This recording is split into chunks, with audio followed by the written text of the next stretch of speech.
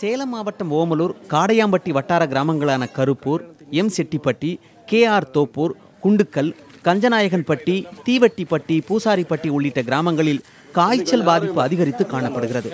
கடந்த வாரம் குண்டுக்கல் கிராமத்தைச் சேர்ந்த 10ஆம் வகுப்பு மாணவி விஜயலட்சுமி காய்ச்சலால் உயிரிழந்தார். நேற்று முன்தினம் எம் செட்டிப்பட்டியைச் சேர்ந்த 4ஆம் வகுப்பு மாணவன் விஷ்ணுவும், 2 தினங்களுக்கு முன்பு குரவன்காடு பகுதியைச் சேர்ந்த 4ஆம் வகுப்பு மாணவி பிருந்தாவும் காய்ச்சல் காரணமாக உயிரிழந்தனர். இந்த நிலையில் கருப்பூர் பகுதியைச் சேர்ந்த மணி என்பவரின் மகள் ஸ்ரீநிதி நேற்று இரவு உயிரிழந்தார். இதேபோன்று மேலும் பல சிறுவர்கள் காய்ச்சல் காரணமாக பாதிக்கப்பட்டுள்ளதால் இந்த பகுதிகளில் அச்சம் அதிகரித்திருக்கிறது.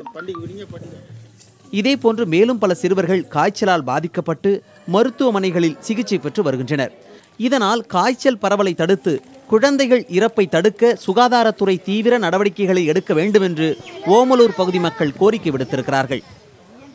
புதிய தலைமுறைக்காக ஓமலூரில் இருந்து செய்தியாளர் தங்கராஜு.